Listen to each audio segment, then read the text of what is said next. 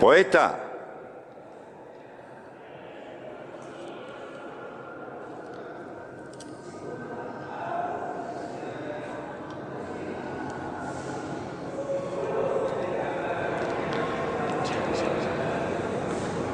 Todas las tardes recorro la misma calle, me adentro en el laberinto colmado de minotauros. Del muro brotan las palabras, las rejas se abren y todas las voces se vuelcan a la plaza de los fantasmas. El hombre de la calle, estupefacto, se adentra en la oquedad de su cuerpo, vilipendiado, olvidado, transformado, para confiarle su último aliento. Todas las tardes me recorre la misma calle, socava la herrumbre de mis pasos. De los ojos que me miran surge un desplazamiento hacia mi carne que me hace viajero de otra calle, desposeído, vuelto sombra de la mirada. Todas las tardes otro habitante desolado se aventura a explorar la misma calle. La ciudad de la angustia. En esta esquiva ciudad que me consume, todo ha quedado reducido a una enorme ventana por donde se fuga la única ilusión que me sostiene, levantarme de esta arraigada silla y caminar de espaldas para olvidar el extravío del tiempo que me trajo al recinto del cuerpo, abofeteado por la crueldad. En esta ciudad de nadie aprendí que la vida era un interminable sueño donde persistían inmóviles mis huesos frente a todas las puertas despejadas.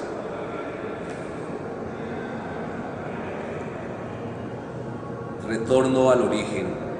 Vibraré hasta consumir el soplo del caos que me trajo a la existencia. Olvidaré el descenso de los días y dejaré que la pesada roca compañera de mis pasos se deslice solitaria. Olvidaré el camino, olvidaré la palabra, olvidaré la mirada, olvidaré este pensamiento y me haré movimiento para mover la nada, mi única profundidad. Doble yo.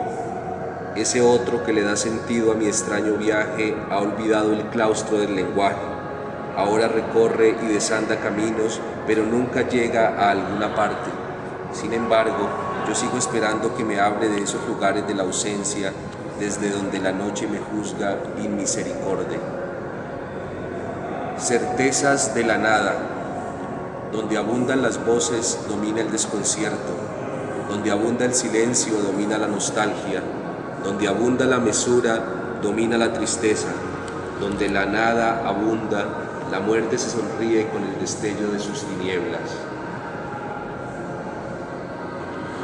Espejos de niebla. Alguien pregunta con ilusión a los espejos de niebla si las rosas ya no se marchitan en el huerto de las doncellas errabundas, si los caminos reales ya no están inundados de aguas malolientes, si en los sueños ya no aparecen los dragones con su guillotina de fuego, si la palabra ya no le teme a los interrogantes del silencio, si en los engalanados coliseos ya no vierten su sangre los mansos animales, y si los tiranos ya no avanzan henchidos de gloria con sus armas nucleares. Después de un prolongado silencio, los espejos, que no han aprendido a mentir ni a encubrir las malas noticias, confirman los temores irresueltos. Entre sollozos y exaltaciones, alguien rompe los espejos de niebla.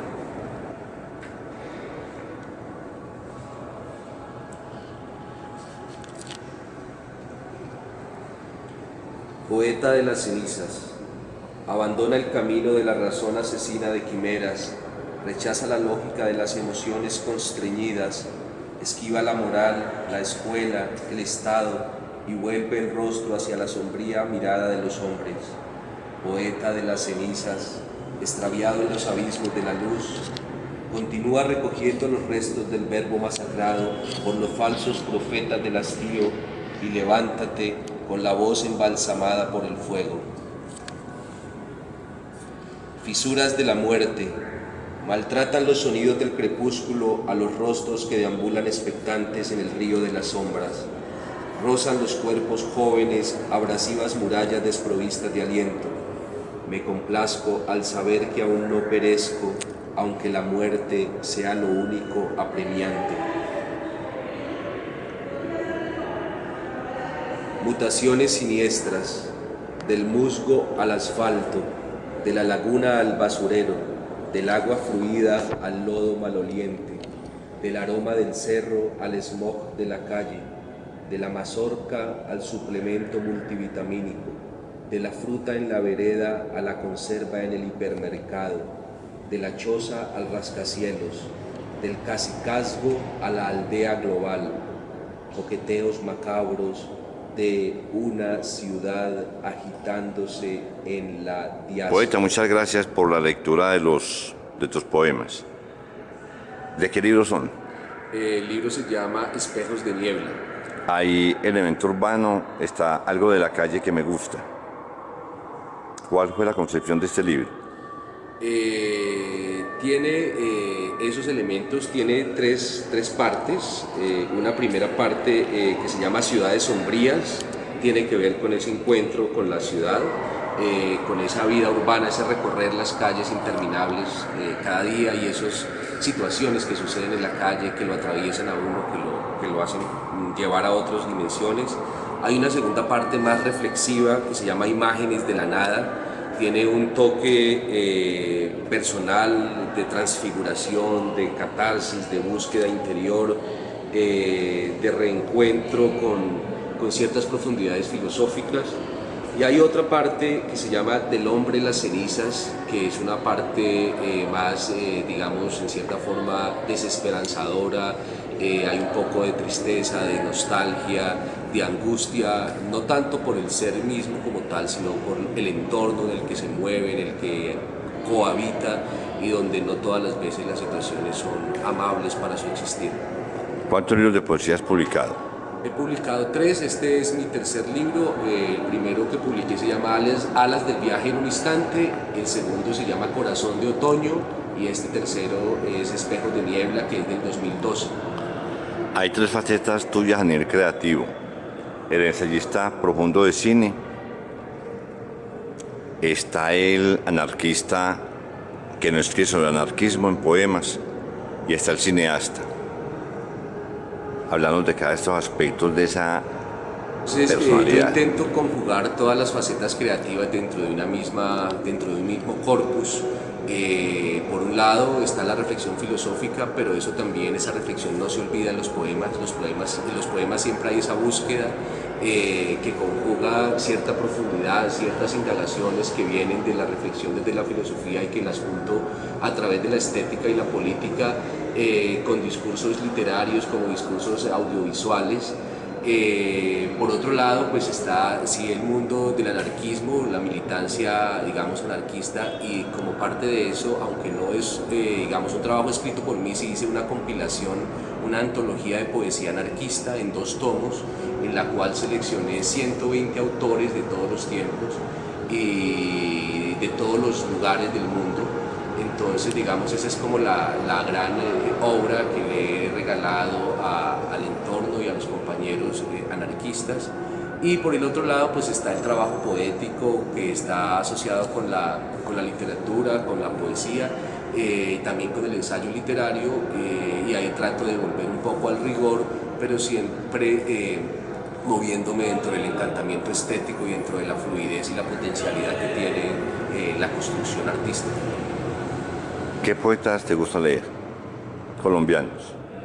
Colombianos, me gusta Julio César Arciniegas, es un poeta más bien desconocido, que vive en el Tolima, en el campo. Me gusta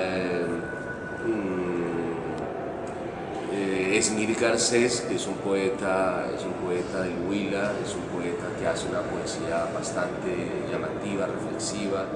Me gusta la poesía Me gusta Jorge Cadavid, por el trabajo, digamos, depurado que tiene y por el vínculo con la filosofía, esa aproximación al aforismo, a la brevedad, al silencio, me gusta mucho en Jorge Cadavid. Y bueno, hay otros voces que también leo, que también me parecen importantes. En general leo bastante poesía, pero tengo otros que son, digamos, cercanos, como Hernán Vargas Carreño también, por su vida y el vínculo con el cuerpo, y algunos otros. ¿Desde cuándo al deseado ser escritor?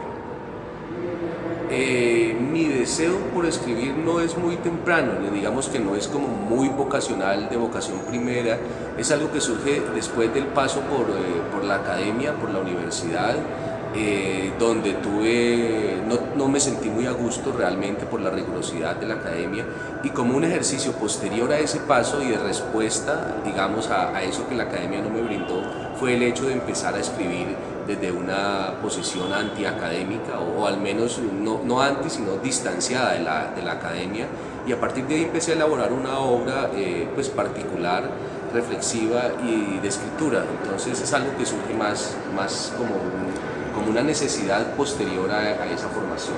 ¿Qué estudias en la universidad? Estuve matriculado en varios programas, de ninguno me gradué. Comencé matriculado en medicina, alcancé a estar 2 años en medicina. ¿En qué universidad? En la Universidad del Cauca, en Popayán. Luego me salí de medicina, me pasé a derecho y a filosofía. En la mañana hice derecho, en la tarde hice filosofía, y cumplí con el ciclo de materias de ambas carreras, pero nunca opté por grado, no, me dio pereza ese tipo de formalismos. Pero también iba a clases de literatura con Giovanni Queset, por ejemplo, alcancé a ver con él unos 5 o 6 cursos, pero también iba a clases de antropología, de artes plásticas. Entonces como que mi paso por la academia fue bastante disímil, bastante amplio, y aproveché para recibir lo que creía que me iba a aportar para mi vida posterior, pero sin estar pensando tanto en la formalidad y en los títulos y en esas otras cuestiones.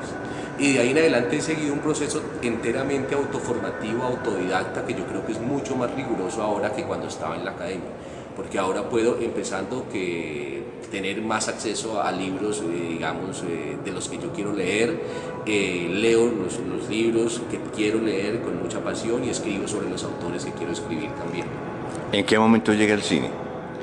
El cine sí es un poco anterior, desde finales del bachillerato, pero más cuando ingreso a la universidad, donde empiezo a aproximarse a actividades de cine club, y termino siendo programador cultural del Departamento de Humanidades, de la sección de bibliotecas, en la Biblioteca Central de la Facultad de Humanidades. Entonces trabajo como coordinador cultural, y ahí empiezo a hacer un cine club, y a partir de ahí empiezo desde la divulgación hasta la escritura posteriormente.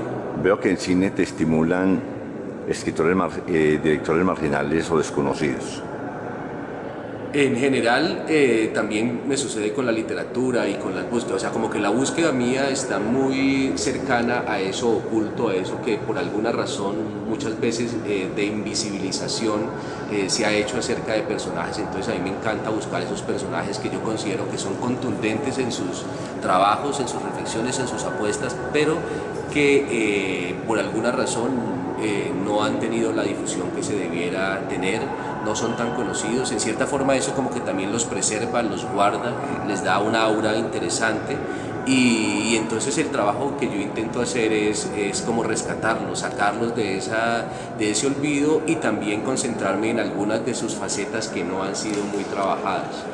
También te pasa lo mismo con los escritores, ¿cierto? Sí, me pasa lo mismo con los escritores, con los cineastas. Yo veo bastante cine, digamos, por allá como medio escondido, de cinematografías no muy conocidas, y con los escritores también.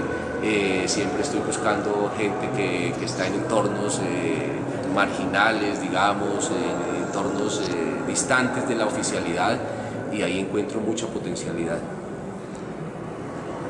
¿En qué lugar naciste? Hablando ya aquí de algo vital tuyo. Nací en el sur del Huila, en el Valle de Laboyos.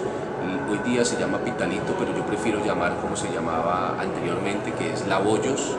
Es una región sumamente rica en naturaleza, es en las estribaciones del macizo colombiano, o sea que somos la gran despensa de agua para el país, una cultura cafetera, una región asociada al cultivo del café y de la agricultura, y a partir de ahí se ha construido como todo su pensamiento y como toda su manera de ver el mundo. Después estuviste en el Cauca, en la universidad de ahí. Sí, del Huila, ahí terminé mi proceso de bachillerato, después fui a la Universidad de Popayán, donde estuve alrededor de 7 años, y después de ahí a Bogotá, que es donde estoy hace 16 años viviendo y donde han empezado, digamos, el trabajo escritural realmente comenzó en Bogotá. Mi llegada a Bogotá marca el inicio de la escritura. Podemos decir que Pitalito perdió un profesional y ya te absorbió la ciudad completamente, ¿o no? No, El intelectual, el poeta, el cineasta. no, no, no, no. Cada vez tengo más cercanía y más vínculo con la tierra ancestral. De hecho, porque todavía conservamos allá una finca familiar donde vive todavía mi madre y una hermana y donde cultivamos café y yo tengo un cafetal al cual he cultivado, el cual he sembrado, el cual lo he cuidado mucho y eso quiere decir que yo estoy yendo de Bogotá a Pitalito cada 2 meses para atender labores de la finca. Y cuando es el proceso de cosecha, pues estoy también allá y entonces ha surgido algo, digamos, de ese primer encantamiento de los primeros años de la ciudad, de la absorción de la ciudad, se ha empezado a decantar, a depurar, a distanciar y hoy cada vez tiendo más hacia encontrarme con el campo y con esa práctica familiar ancestral que es el cultivo del café. Cuando uno viene de un pueblo, siempre uno quiere volver de una manera mágica, que es escribiendo. ¿Le has escrito algún poema, Pitalito, un cuento, una historia o aún no? Sí, he escrito en mi libro Corazón de Otoño tengo una de las últimas partes donde me concentro precisamente en esas visiones. Hay un poema que piensa la mujer andina a través de la figura de mi madre, como esa representación de la mujer andina. Hay otro en el que están algunos referentes geográficos muy importantes como el río donde aprendí a nadar, el río Guarapas, donde iba 4 veces a la semana y donde pues pasé momentos muy agradables en la adolescencia. Y también como todas esas historias, esos personajes que empiezan a alimentarlo a uno y que después con el tiempo empiezas a ver lo importantes que fueron, personajes que uno atravesaba, especialmente en el campo donde hay tanta riqueza, donde hay tanta manera distinta de ver el mundo, mucho más limpio. Omar, aquí hicimos un esbozo algo ligero, muchas gracias. Hace 3 años estamos en esto. Un abrazo y que haya mucha poesía y mucho cine. Bueno, Víctor, muchísimas gracias. También mucho éxito para el proyecto del blog, el proyecto de la revista Babel, de la realización cinematográfica y todas las otras actividades que realiza usted.